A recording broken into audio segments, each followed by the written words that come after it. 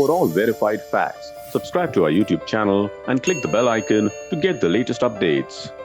Hello and welcome to From the Front Lines. The GDP numbers for the second quarter. Remember, the first quarter runs from April 1st to July, and the second quarter June, and the second quarter runs from July to September. So if you remember now, the lockdown was at its full force or at its peak in the first quarter of this financial year, and the second quarter obviously saw the lockdown receding. Now, the GDP numbers reflect that to some extent. We saw a minus 23.9% contraction in the first quarter. That's from April to June into July. And the second quarter has seen a minus 7.5% contraction. So we're still contracting or have contracted, but it's only minus 7.5% compared to minus 23.9% in the first quarter of this financial year, which began on the 1st of April 2020. Now, the question is, do these GDP numbers represent a surprise in any sort, or could be either ways? Have we done much better than what we were expected, or have we done not so well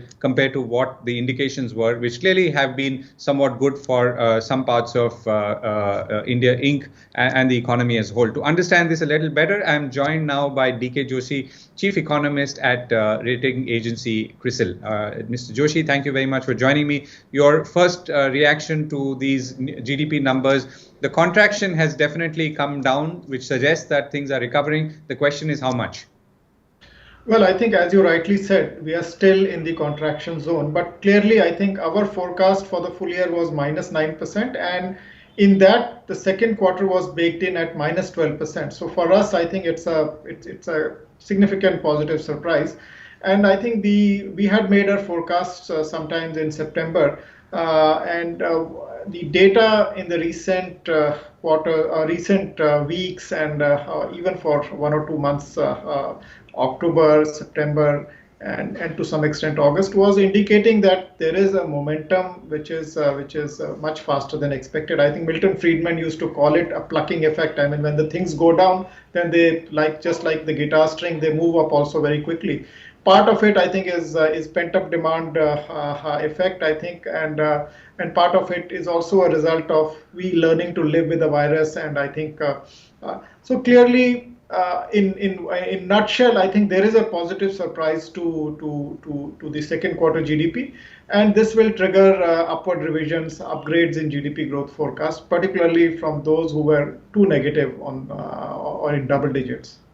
Right, and I'll come back to that figure in a second. So remember, second quarter is from the 1st of July till the 30th of September. So this period, Mr. Joshi, has obviously seen that recovery. But are you getting a sense, we are into November now, that it's continuing after that? Well, October was reasonably good. And I think initial parts of November, I think during there was some sense that the sales of automobiles, etc., are picking up. But I also see some flattening out happening in the data, I think. And so from here on, I think the key monitorable will be whether the recovery is sustained beyond the pent-up demand that we saw. And by the way, this recovery is more focused on the manufacturing than on services. People are, I think, obviously, people are constrained to spend on services because they are contact-based. So I think the funds are getting diverted either towards savings or towards the manufacturing activity. And this is a trend across the world. And this will continue going ahead as well. Now the issue is, if you get a second wave, which is strong, quite strong, then I think the services part will get impacted more, and manufacturing may still chug along. I mean, as we have seen in other parts of the world. Right. And the lockdown that we saw in full force in the first quarter of this year, that's from April to June, obviously resulted in manufacturing contracting sharply. It was down minus 39%. But the good news is that it's up 0.6%. It's in the positive, unlike many other sectors, except for, of course, for agriculture, which I'll come to. So the surprise, is this a real surprise in manufacturing, or was it expected, Mr. Joshi? Well, I think we were expecting manufacturing to do better than what we had expected. But yeah, a positive number was a surprise, because the industrial production data, which comes out every month, was still indicating a contraction of a little more than 6%. But this is value added. So I think the cost cuts, etc., that took place, particularly in the large corporates, and almost everywhere. I think they reflected in the higher value added, so to say, which is close to the margins of a company. So the top line, the bottom line was doing better than the top line. I mean, that's what I would say. Right. And that's yeah. Right, and to your point on services, trade, hotel, transport is still down minus 15%, and it was down minus 47% in the first quarter. So that's still in the negative. Now let's come to agriculture. 3.4% plus in Q1 and 3.4% plus in Q2. What does this tell us? Well, I think agriculture is one activity which was in a way insulated from COVID-19. I think it was also encouraged. I think all the indicators like tractor demand, fertilizer, I think all of them were telling you that agriculture activity remains buoyant. And I think what we have also seen is that sowing has been pretty good. Monsoons have been reasonably good, except I think some pockets where which I think in the month of October we saw some excess rains, but that's going to show up later. Otherwise, I think agriculture is proceeding quite well, and I think we might get a trend rate of growth or maybe slightly above the trend rate of growth in agriculture this year. Right. And if you were to look at the other 2 or 3 numbers, there's private consumption, which is now in the second quarter at minus 11.3% compared to minus 26%. Investments minus 7.3% compared to minus 47%. But private consumption and investments in some ways give us a sense on what's coming in the future. So it's difficult for anyone who's not a specialist to make sense of these numbers. So just tell us what your takeaway would be.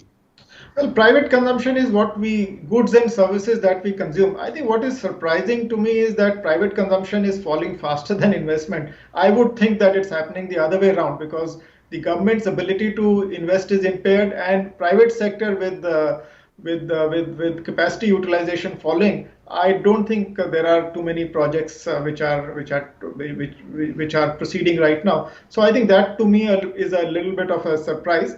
And for the full year, I would expect, I think, investments to do much worse than private consumption. Private consumption will still try to normalize towards the fourth quarter of this year. It is still, by the way, it's still in the contraction mode. And I think one factor that comes in on the way of private consumption is that I think if you notice, inflation is also very high. And if I do a simple calculation, if food inflation goes up by 1 percentage point, that means that you have to spend around 33,000 crores extra on food. And food inflation is in double digits right now. So that also eats into your spending ability, particularly for the people who have, who are in the lower income brackets and where food is a larger part of your consumption basket. So I think inflation can also be a risk to private consumption going ahead. But I would say that investment scenario is a little worse than what the numbers indicate. Right, and 1% increase in food inflation, 33,000 crores, that's a really frightening number. So tell us, why is this food inflation so high at this point? Well, I think food inflation is high because of 2-3 factors. One, I think, is the pulses, where I think there have been some disruptions in production, and we've seen that pulses inflate much faster because there are very few avenues. You can't import them. Not every country grows the pulses that we eat. So any supply-demand mismatch very quickly reflects in high inflation. So that's one.